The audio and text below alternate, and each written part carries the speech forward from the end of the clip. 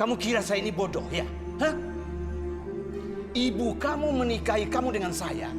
Tahu nggak kamu penyebabnya apa? Karena ibu kamu tuh punya banyak utang sama saya. Dan kamu sebagai jaminannya. Jangan pernah kamu macam-macam dan menolak keinginan saya. Pak, Sini. saya mohon kasih saya mau. Sekarang juga kamu harus ladeni saya. Cepat, sini. Pak, saya mau. Sini. Saya mau bisa.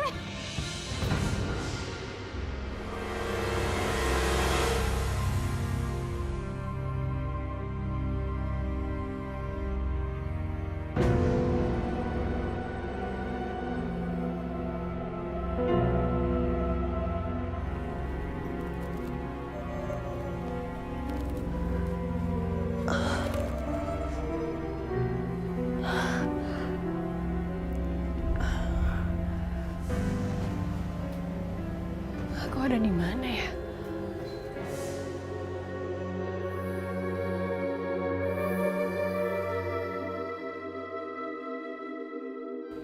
Ini kan kamar Mama. Kok aku bisa ada di sini? Siapa yang bawa aku ya ke sini?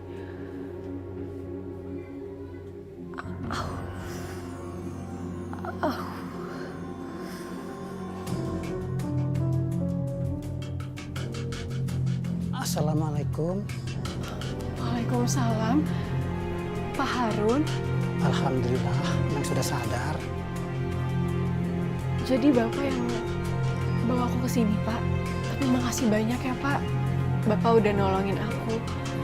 Mungkin kalau nggak ada Bapak, aku nggak selamat. Tapi yang nolongin Neng dan yang bawa Neng ke sini bukan Bapak. Terus siapa, Pak? Ada orangnya Neng di belakang.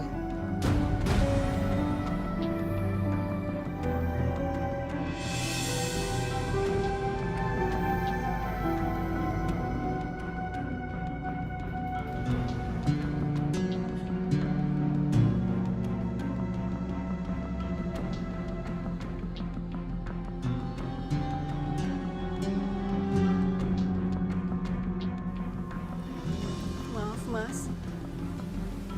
Apa kamu yang tolongin saya semalam?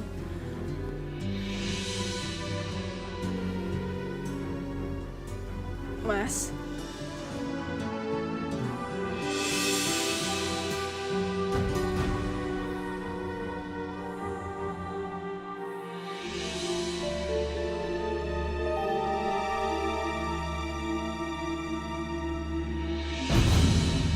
Kamu kenapa sih mau masih bawa foto ini di rumah sini? Ya Allah, Bu, jangan dong, Bu.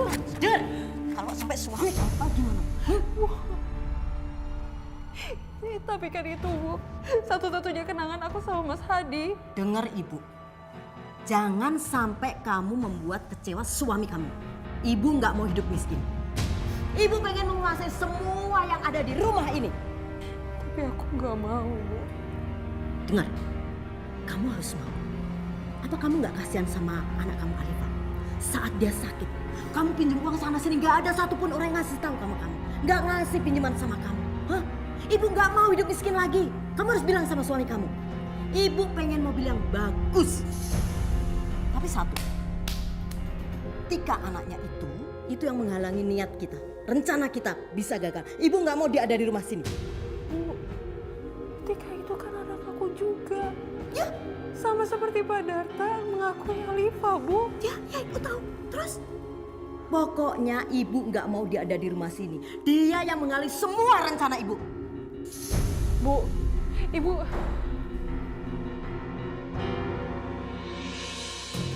Makasih ya, Mas. Mas Hadi udah tolongin dan juga rawat aku. Nggak apa-apa kok. Itu sudah menjadi kewajiban aku untuk harus saling tolong-menolong. Jadi Mas Hadi waktu itu ditolongin sama Pak Harun dan tinggal di sini. Iya. Itulah perjalanan hidup. Aku pikir aku itu udah meninggal, tapi nggak taunya masih bisa selamat. Oh ya, Pak Harun itu penjaga rumah kamu di sini. Ya, tepatnya ini itu rumah almarhumah ibu aku. Tapi aku seneng banget ada di sini. Karena dengan aku ada di sini, aku jadi ngerasa aku selalu dekat sama ibu aku. papa kamu kemana emangnya? Udah nikah lagi sama yang muda. Aku tuh nggak suka. Makanya aku kabur ke sini. Mungkin papa kamu itu butuh perhatian. Barangkali ibu tiri kamu itu bisa jadi ibu yang sangat baik. Itu mah udah ketahuan. Palingan dia cuma mau ngincar harta papaku aja. Udah deh, kamu nggak usah ngomongin ginian ya. Iya. Kalau gitu aku lanjut bersihin lampu dulu ya. Iya.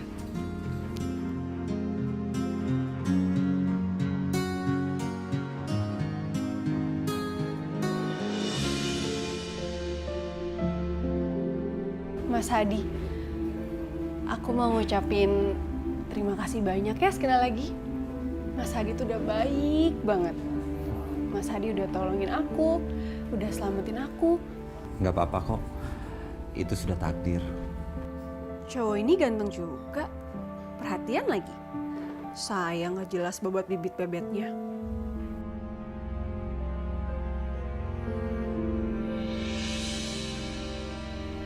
Aku ada ide. Ini cara yang bagus untuk nunjukin ke papa kalau aku tuh nggak suka sama pernikahan dia. Aku juga bisa nikah dengan cowok yang papa nggak suka. Tika, Mas, aku mau ngomong sesuatu sama kamu. Aku tahu kalau misalnya aku sama kamu itu baru kenal. Tapi aku nggak tahu kenapa, Mas. Aku ngerasa kalau misalnya kamu tuh baik banget. Aku suka, Mas, sama kamu.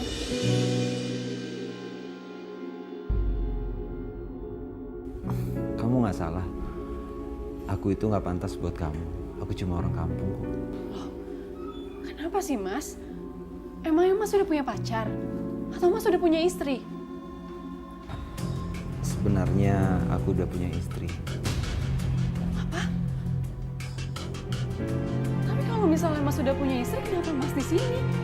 Kenapa Mas nggak pulang sama istri Mas itu? Aku dan istri aku terpisah. Dia menikah dengan orang lain dan aku harus ikhlas. Itu semua untuk kebahagiaan kami.